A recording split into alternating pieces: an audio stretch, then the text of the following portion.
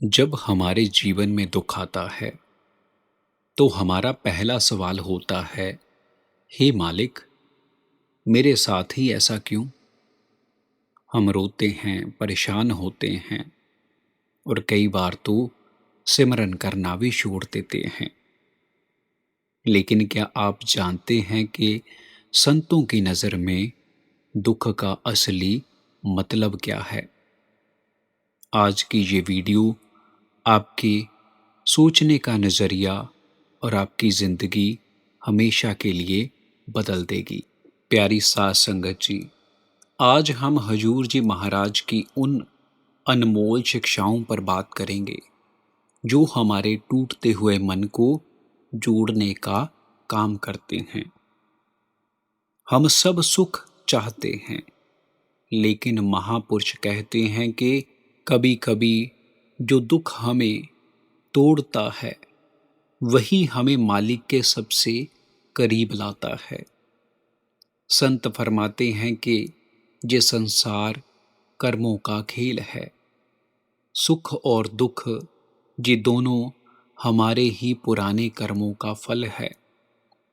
जब सुख आता है तो मन संसार के रंग तमाशों में इतना खो जाता है कि उस दाता को ही भूल जाता है।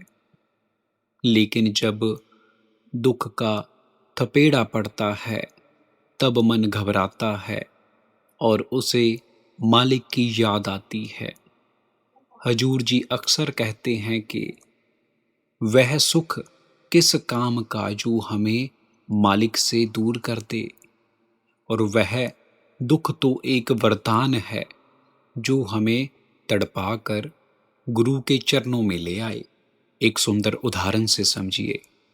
जैसे सोने को शुद्ध करने के लिए उसे भट्टी की तेज आग में तपाया जाता है। अगर सोना आग से डर जाए तो वो कभी सुंदर आभूषण नहीं बन सकता। बिल्कुल उसी तरह जब मालिक हमें किसी दुख या तकलीफ से गुजारता है तो उसका मकसद हमें तड़पाना नहीं, बल्कि हमारे कर्मों का मैल काटकर हमारी आत्मा को पवित्र करना होता है। वह जानते हैं कि इस जीव को कब और किस मोड़ पर संभालना है। असली साधक वही है जो सुख में शुक्राना करे और दुख में सब्र रखे। हजूर महाराज जी कहते थे कि जब आप हर हाल में खुश रहना सीख जाते हो तो मन की बेचैनी खत्म हो जाती है। सिमरन का असली फल यही है कि वो आपके दुखों को चाहे पूरी तरह खत्म ना करे, लेकिन आपको उन दुखों से हंसते हंसते पार होने की आत्मिक शक्ति जरूर देते हैं। हजूर महाराज एक बहुत सुंदर साखी सुनाया करते थे कि जब कोई व्यक्ति बीमार हो जाता है तो वो डॉक्टर के पास जाता है। डॉक्टर उसकी बीमारी को ठीक करने के लिए कड़वी दवाई देता है या फिर कोई बड़ा ऑपरेशन करता है। तो क्या वो मरीज डॉक्टर से नफरत करता है? क्या वो चिल्लाता है कि डॉक्टर साहब, आप मेरे दुश्मन हो? नहीं, बल्कि वो डॉक्टर को फीस भी देता है और हाथ जोड़कर उनका शुक्राना भी करता है, क्योंकि वो जानता है कि इस करवाहट के पीछे उनकी सेहत छिपी है। ठीक उसी तरह सतगुरु हमारे रूहानी डॉक्टर हैं। जब वो हमारे कर्मों की बीमारी काटते हैं तो उसके लिए हमें दुख या तकलीफ देते हैं, तो जिससे अज्ञानी जीव रोने लगता है, शिकायतें करने लगता है। लेकिन जो समझदार साधक होता है वो जानते हैं कि इस कड़वाहट के पीछे आत्मा की तंदुरुस्ती लिखी है, जो कि सबसे अनमोल है। संगत जी, याद रखिए कि गुरु का हाथ हमेशा हमारे सिर पर होता है। चाहे हमें दिखाई दे या ना दे।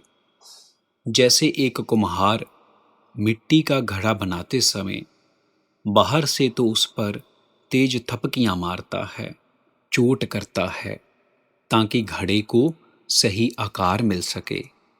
लेकिन क्या आप जानते हैं कि वो अंदर से अपने दूसरे हाथ का सहारा देते हुए उस घड़े को टूटने नहीं देता। मालिक का नियम भी यही है।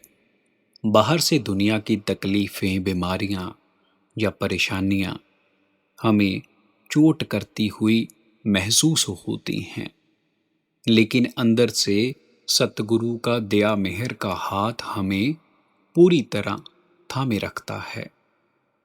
वो हमें उतना ही दुख देते हैं जितना हम बर्दाश्त कर सकते हैं, और हमारे लाखों दुखों का कष्ट वो अपने सिर पर ले लेते हैं।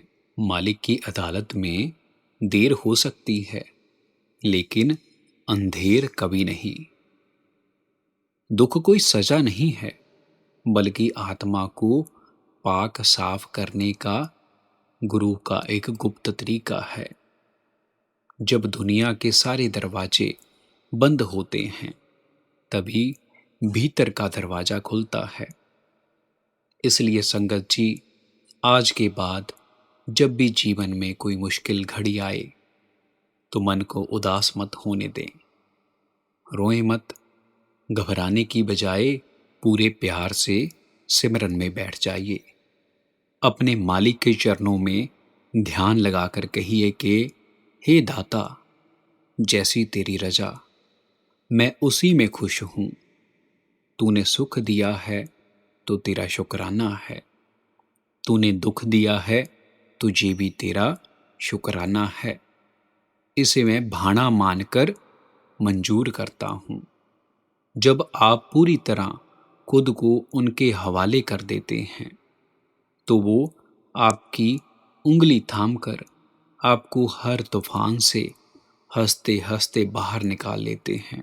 अगर इस सत्संग ने आपके दिल को छुआ हो और आपके मन को थोड़ी सी शांति और तसल्ली दी हो, तो इस वीडियो को ज़रूर लाइक करें और अपने प्यारे भाई बहनों के साथ और साधकों के साथ शेयर करना ना भूलें, जिससे किसी टूटते हुए मन को सहारा मिल सके। ऐसी और रूहानी साखियाँ, सत्संग या फिर रूहानी वचन सुनने के लिए ज़रूर सब्सक्राइब करें और बेल आइकन को दबाना ना भूलें, जिससे हमारी वीडियो आप तक पहले पहुंच सके।